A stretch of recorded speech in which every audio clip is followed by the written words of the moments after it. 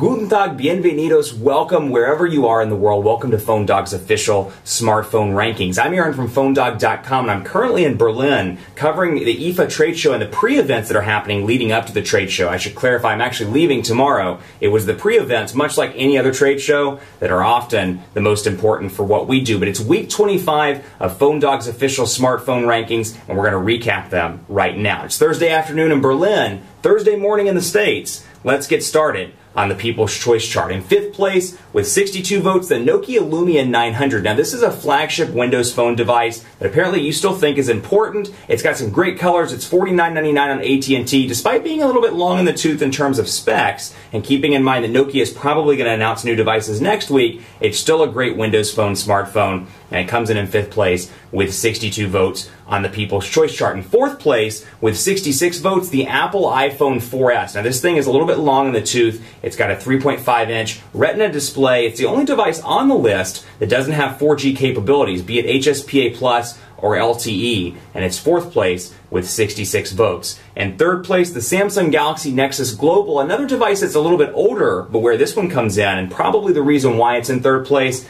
Jelly Bean. It's one of the few devices that has Android 4.1 pre-installed, or you can get it via an OTA if you already have the device, and it comes in third place with 84 votes. In second place with 95 votes, the HTC One X. It's a high-end flagship smartphone from HTC, announced in February at Mobile World Congress in Barcelona, and it packs some pretty awesome specs. A 1.5 gigahertz dual-core Snapdragon S4 CPU, a 4.7-inch HD display, an 8-megapixel camera, and Android 4.0 with HTC Sense version 4. It comes in second place with 95 votes. And in first place, leading the way by 339 votes, 339 votes versus 95 is pretty impressive, and it leads in first place yet again, the Samsung Galaxy S3. US version packs a 1.5 gigahertz dual-core Snapdragon S4 CPU. It's got 2 gigabytes of RAM, a 4.8-inch HD display, an 8-megapixel camera, and Android 4.0 with TouchWiz, Samsung's proprietary user interface. It comes in first place with 339 votes. That's the People's Choice chart. Here's how the experts voted. And just to give you some background, you can go to the page at PhoneDog.com/rankings, scroll down to the experts, and you can see why they voted how they did. So if an expert put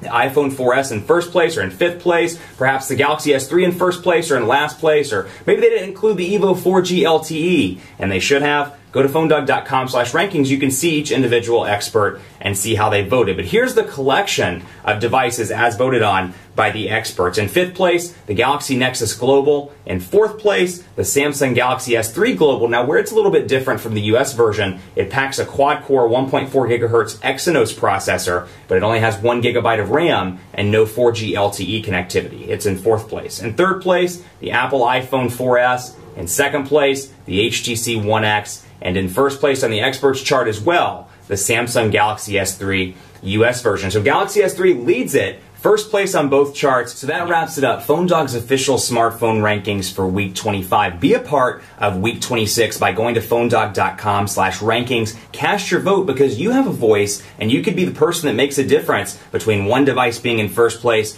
or one device being in second place. Oftentimes, it's 1, 2, or 3 votes that matter. So tell your friends, PhoneDog.com/rankings, cast your vote, and leave a review for your favorite device. I'm Aaron from PhoneDog.com. I'll be back next week to wrap up week 26 of PhoneDog's official smartphone ranking. So go cast your vote, let your voice be heard, and as always, thanks for being a part of the PhoneDog community. I'm Aaron from PhoneDog.com, and I'll see you next week.